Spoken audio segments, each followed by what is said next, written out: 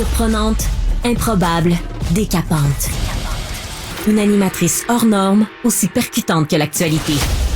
Karima Brick. Oui, il y a des concerts de Taylor Swift qui ont été annulés là, tout récemment en Autriche, à Vienne, parce qu'il y avait donc, il y a eu des informations comme quoi il y avait des attentats qui étaient fomentés. Il y a eu des suspects qui ont été arrêtés. Écoutez, il y a 2 jeunes qui ont été arrêtés dans cette affaire. Il y a un 3e âgé de 18 ans qui se réclame du groupe État islamique qui a été arrêté jeudi.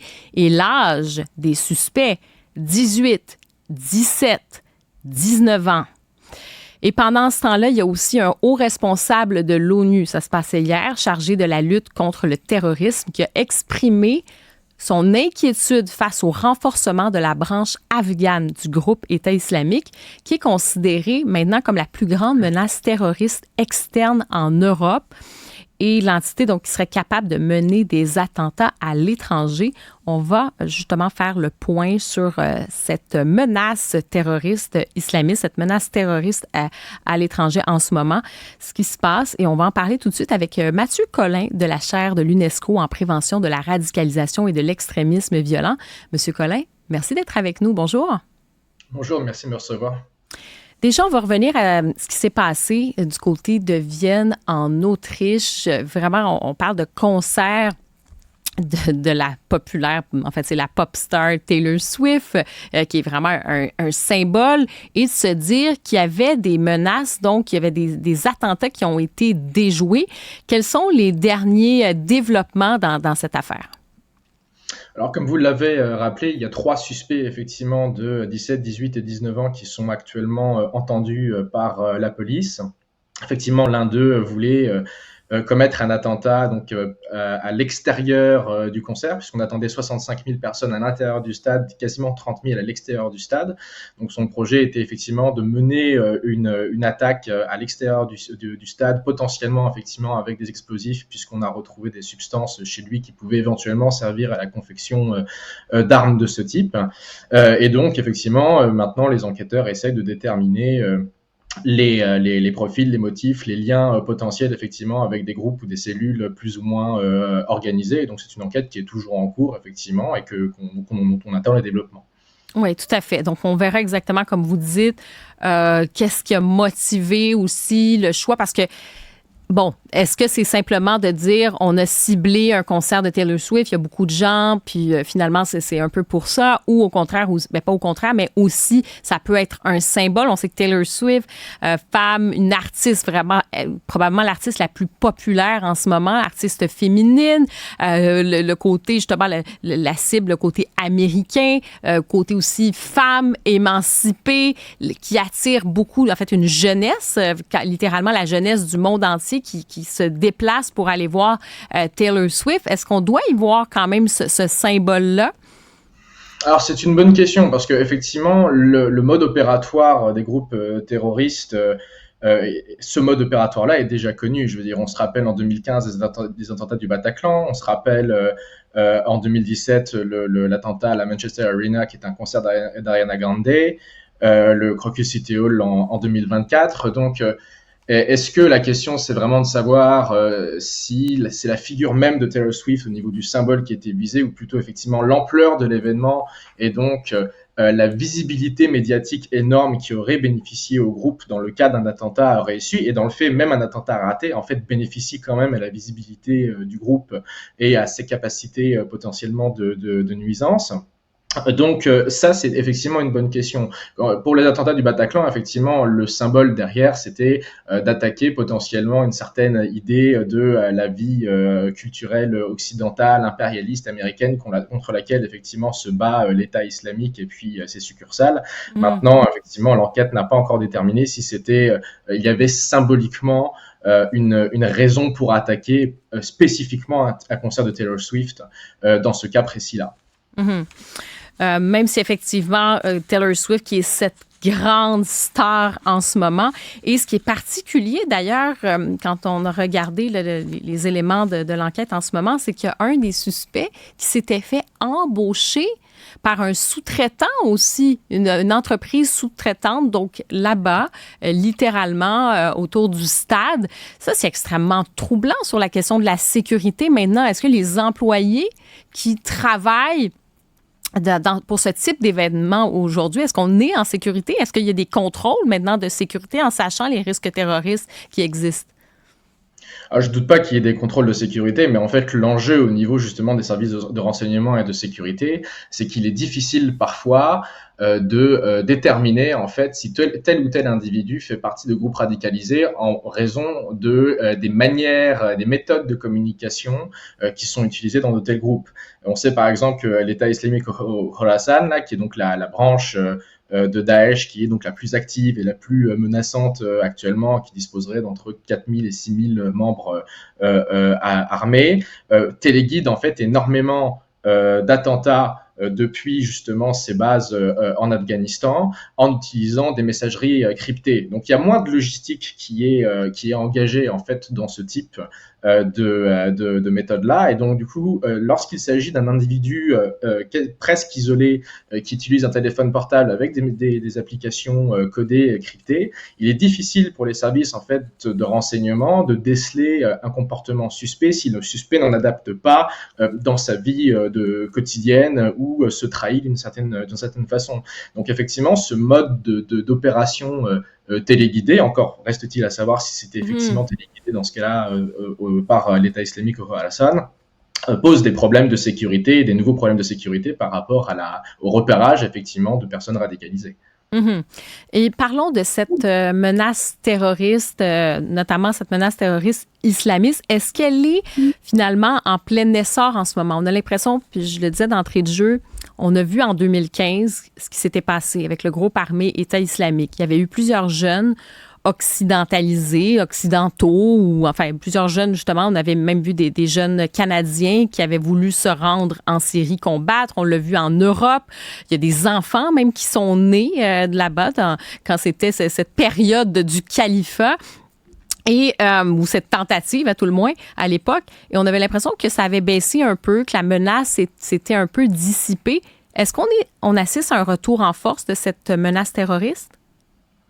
En tout cas, c'est ce que disent effectivement plusieurs agences de renseignement. C'est-à-dire que effectivement, l'État islamique a été affaibli après 2019, a progressivement en fait pour certaines branches réorganisé son combat plutôt au Sahel et certaines branches comme l'État islamique au Khorasan se sont en fait vite démarqués par leur brutalité en Afghanistan où ils luttent notamment aussi contre les talibans, mais aussi en fait par leur capacité justement à téléguider d'autres attaques, que ce soit sur le sol européen ou en Asie centrale et au Moyen-Orient. On se souvient d'attentats aussi en Iran notamment qui avaient été téléguidés par cette succursale. Donc il y a effectivement un risque terroriste qui n'a pas vraiment disparu. En fait, le risque terroriste a toujours existé. Entre 2019 et 2024, il y a plus de 60 attentats ou projets d'attentats qui ont eu lieu sur le sol européen, selon plusieurs recherches. Et c'était donc après la phase où Daesh avait été effectivement affaibli par l'alliance contre lui. Donc le risque terroriste a toujours existé et existe toujours. Et effectivement, les JO, notamment de Paris, ce genre d'événements internationaux, ont contribué aussi à une certaine résurgence de la volonté, en tout cas, de certains groupes terroristes, justement, d'acquérir une certaine visibilité internationale. Et d'autres événements internationaux, comme le conflit entre Israël et le Hamas depuis le 7 octobre, ont aussi catalysé un certain désir pour ces groupes terroristes-là de recruter justement sur le conflit et ses conséquences. Et parlons du mode de recrutement ou du mode de radicalisation. Vous êtes un spécialiste là, de ces questions-là. Est-ce que ça a changé? C'est quoi la tendance en ce moment? Alors je dirais pas exactement que ça a changé, mais ce qui est certain, c'est que on a une recrudescence de personnes de plus en plus jeunes. Ça, vous l'avez noté. Et d'ailleurs, ce n'est pas le cas uniquement pour la radicalisation djihadiste, c'est aussi le cas pour l'extrême droite. On voit aussi des personnes de plus en plus jeunes. Avant les JO de Paris, on a un jeune néo-nazi de 19 ans, par exemple, qui a été arrêté et qui fomentait potentiellement des actions violentes. Mais effectivement, ce que l'on voit sur les réseaux djihadistes, c'est que il y a une volonté, en fait, d'infiltrer des réseaux sociaux très très prisés par les jeunes, notamment TikTok, où la modération peine énormément à contenir ce genre de contenu, et ils vont ensuite aller rechercher en fait certains types de profils qui peuvent potentiellement montrer des facteurs de vulnérabilité, parce qu'il n'y a pas vraiment un profil type de radicalisation, il n'y a pas un parcours type ou une variable socioculturelle type, mais c'est un ensemble en fait de facteurs et de variables et de profils que ces personnes-là vont aller chercher, que ce soit par exemple des personnes qui soient isolées d'un point de vue social, qui souffrent de détresse psychologique, qui ont parfois aussi des histoires de délinquance, mais ça ce ne sont que des exemples que l'on retrouve parfois dans les profils. Encore une fois, il n'y a pas de profil type, mais effectivement, il y a cette volonté d'aller recruter explicitement des jeunes et d'avoir une propagande aussi qui les cible de manière beaucoup plus efficace et beaucoup plus directe sur les réseaux qu'ils fréquentent directement. Et on a appris au fil des années que c'était extrêmement difficile, voire même impossible de déradicaliser certains individus. Tu sais, il y avait toutes sortes d'idées. Oui, on peut déradicaliser tu sais, des jeunes ou quoi que ce soit. On en est où là-dessus sur ces recherches? Est-ce qu'il y a des progrès ou ça reste très, très compliqué? C'est des enjeux qui sont compliqués. C'est des choses qui se passent notamment avec les djihadistes de retour des zones effectivement de Syrie ou d'Afghanistan depuis pas la chute, mais en tout cas l'affaiblissement de l'État islamique en 2019. Et donc, effectivement, on se concentre plutôt sur des initiatives de prévention, que ce soit primaire, secondaire, tertiaire, c'est-à-dire à différents moments en fait du processus de radicalisation. Les efforts, effectivement, pour déradicaliser, il y en a. C'est des choses aussi qui dépendent effectivement de certains profils en termes de méthode, et donc c'est des enjeux qui sont très compliqués pour les pays occidentaux, effectivement, qui voient ce genre de retour-là, que ce soit les hommes en eux-mêmes ou les femmes impliquées directement sur le terrain, mais aussi les familles et les enfants qui ont été notamment parfois embrigadés par l'État islamique dans leur camp. Vous vous souvenez des fameux lionceaux du califat. Et donc effectivement, ce sont des enjeux absolument cruciaux pour les pays d'accueil, enfin les pays hôtes qui reçoivent de nouveau ces personnes-là.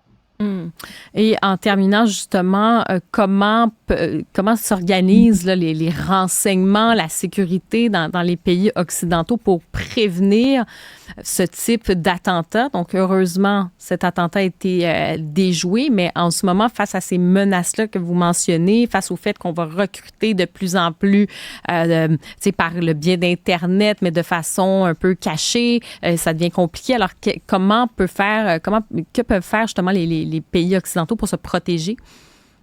Il y a beaucoup de communication entre les différents services de renseignement au niveau international et au niveau européen. Là, il se trouve par exemple que dans le cas du concert de Taylor Swift, c'était notamment une source étrangère qui avait indiqué au service de renseignement autrichien l'un des suspects. On se souvient que pour l'attentat du Crocus City Hall, c'était aussi des sources américaines qui avaient prévenu les services russes qu'il y a un attentat dans une salle de concert et potentiellement le Crocus City Hall pouvait avoir lieu. Donc il y a beaucoup de communication d'informations entre les différents services de renseignement et ça nécessite effectivement encore une fois des efforts certes au moment en fait pour monitorer effectivement ces groupes-là, mais aussi des efforts en amont, des efforts de prévention en fait tout simplement pour empêcher directement que d'autres personnes se radicalisent. Et ça passe notamment aussi par un certain contrôle, en tout cas une certaine régulation et modération plus forte des réseaux sociaux sur lesquels ces contenus-là en fait circulent très très vite et qui sont vraiment une partie, on le sait, importante du problème, même si on ne se radicalise pas uniquement en ligne, c'est assez rare et que ça dépend aussi de contacts, mais c'est une grosse partie du problème effectivement sur lesquels les États et les compagnies privées doivent se pencher. Mathieu Collin de la chaire UNESCO en prévention de la radicalisation et de l'extrémisme violent. Merci beaucoup pour cet éclairage de la situation. Merci beaucoup. Merci beaucoup à vous.